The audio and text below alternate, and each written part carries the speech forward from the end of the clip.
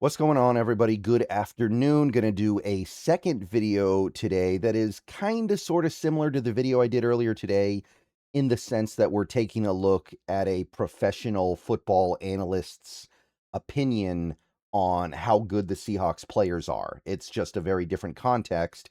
It's also a different analyst. It's Bill Barnwell here over for ESPN. He put together a ranking list 1 to 32 of the best to worst skill position groups in the NFL. Skill position, by the way, and I know that term is a little loaded, but running back, wide receiver, tight end. Those three spots. So no offensive line, no quarterback, I guess no fullback, not that most teams use a fullback, just those three spots, wide receiver, tight end, running back. This video is sponsored by Prize Picks. So it's very different than the video we did earlier today, the Prisco Top 100 ranking, but it's in some general sense trying to accomplish the same thing, right? So here are the rules to this list. Barnwell's done this before, by the way. I think I've made videos talking about Barnwell's lists before. So here's the things to keep in mind, because this has ruffled some feathers in the Seahawks fandom. And I want to try to talk about this honestly. So this is only about 2026. This isn't about like the long term, the next 5 years. This isn't about contract stuff. This is just how good is the player group for the 2026 season. Injuries do matter, right? Players that get hurt a lot, players that have a checkered injury history are going to be less valuable than players that have had clean injury history so far. Wide receivers matter more than running backs or tight ends, because right now that's the way NFL teams go. Now, I don't totally agree with this rule. I think it should depend on the team, right? Like the Ravens are going to have their running backs matter more than their wide receivers. And for the Seahawks, that may be the case too. But I know he's trying to keep everything on kind of an even keel. So I'm not going to, I don't think it's ridiculous or anything like that. I get what he's getting at here. The focus is on elite players and a team's top 5 contributors. So that is kind of the guiding light that Barnwell utilized when he put together this list. Okay, so he did all 32 teams. Miami ranks last, by the way, which shouldn't surprise anybody, but I don't feel the need to go through every single team.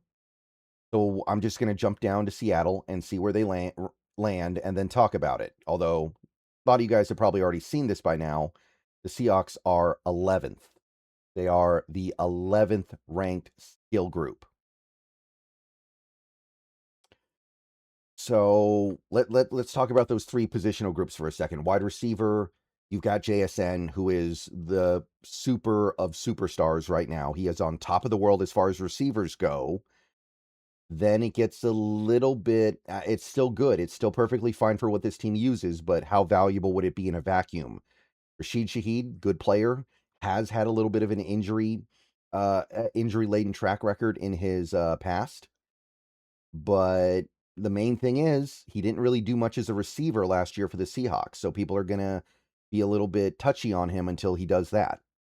Cooper Kupp, still good, but getting old and lots of injuries in his ledger. Yeah, I know he was clean last year for the most part. A lot of injuries, definitely something to think about.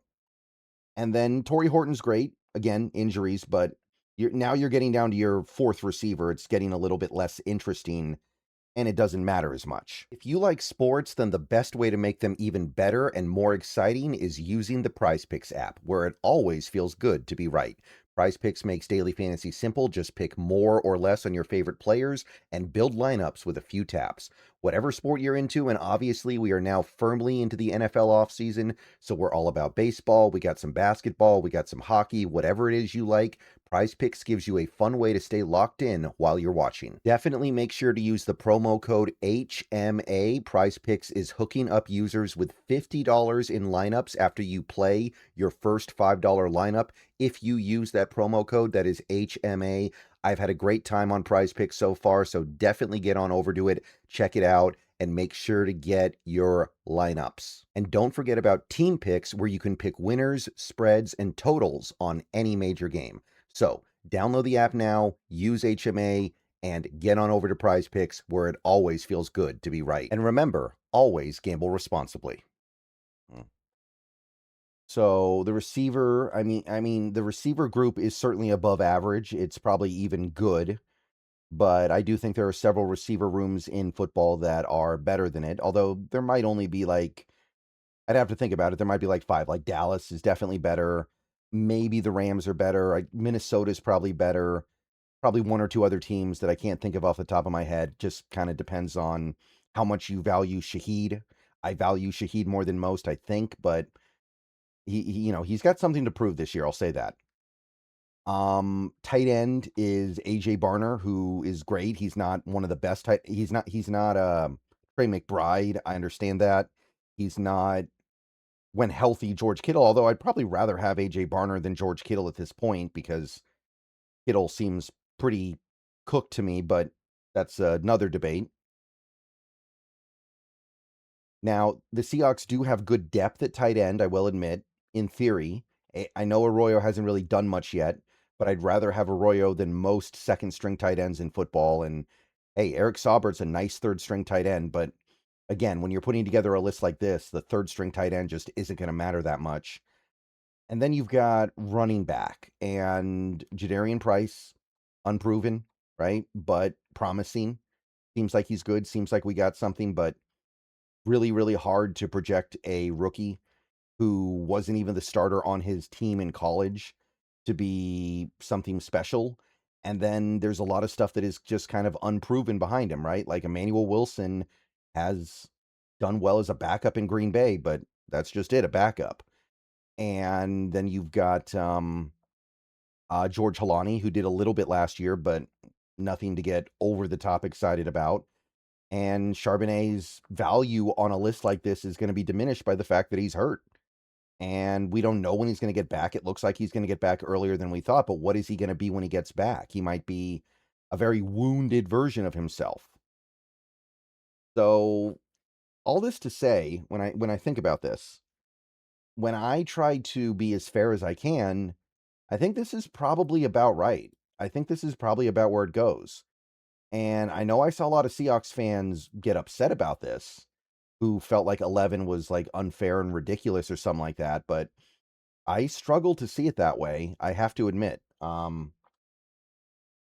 It's one of those things where that's not really the strength of the team right now. The strength of this team is offensive line continuity, offensive scheme continuity, even if they didn't keep the same play caller, and the defense and special teams, right? We might have the best defense in football again. We might have the best special teams unit in football again, and we've got all this continuity. Those are the reasons why this team is going to be so good this year. It's not the skill level of the skill players individually, right? So I don't know. I think this is probably about right. Now, the thing that can't help but be kind of obnoxious, if you scroll down this list, you'll see that the teams in our division all ranked higher. Like the Cardinals are 6th, which that's a lot of faith in Marvin Harrison Jr. That is a lot of faith in Marvin Harrison Jr. But they've got Jeremiah Love. They've got Trey McBride. I get the hype. I think 6 is overzealous. I do think that it is reasonable to say that Arizona has a comparable skill position group to the Seahawks. Don't think I'd put them at 6. And then you got the 49ers, who are 5th, which kind of seems to contradict that whole thing that Barnwell said that injuries matter. I mean, McCaffrey, Kittle, Mike Evans, like I mean their skill position group is probably better than Seattle's, but when you factor in the injury stuff, it probably shouldn't be by that much. I mean, like what is Ricky Pearsall at this point? Are we excited about Ricky Pearsall? Are we Christian Kirk's getting older? Kalon Black is just kind of to me a relatively anonymous running back. Like I don't know. Like I do think the 49ers are too high if you're talking about the injury stuff. And then you've got the Los Angeles Rams here, which I mean, look, they still got Devontae. Remember, it's not just Puka. I know they're thin at receiver, but this list is mostly focusing on the stars. And Kyron Williams is a really good running back. Maybe not elite, but he's really good. And they're also very deep at tight end. They may not have a Trey McBride. They may not have a, what's the Detroit guy's name? Shoot, this is going to bother me all day. 1 second here. Sam Laporta. Don't know why I forgot that for a second, but they don't have a tight end of that level, but they are very deep at the position. They've got 3 proven quality players. Terrence Ferguson has potential to be a really good tight end. And then they drafted the Ohio State guy, so they might have 4 decent tight ends on that team. So it makes sense why they rank so high here. This, I don't know, this checks out to me. And then, by the way, I could have just scrolled down a little bit, I guess, because the Lions are very high, are literally number 1 on this list. So the thing is, the Seahawks actually rank last in the division in this category. But again, I'm trying to think this through here. I'm trying to understand why these teams are good, or at least as good as they can be. And I think that it's relatively fair to conclude the Seahawks' strength is not their skill position players, especially with the loss of Ken Walker. So I think this is probably about right. I don't know if Arizona should be as high as they are. I will admit that. You're putting a lot of faith in Marvin Harrison. And Jeremiah Love is still a rookie. I mean, we can slow our roll a little bit there. But I think 11th is probably about right. Now, if Bill Barnwell does a similar article for other groups, like, say, defensive line or defensive backfield, I think we do a lot better. But here, I actually think this is probably the right idea. All right, let me know what you guys think, though. I know some people didn't like this, and hey, we won the Super Bowl. We have the right to wonder why we're not getting more respect, and I'll probably make another video about this later. But I mean, not later today, but later, maybe this month. I don't know. This one feels right. All right, go Hawks.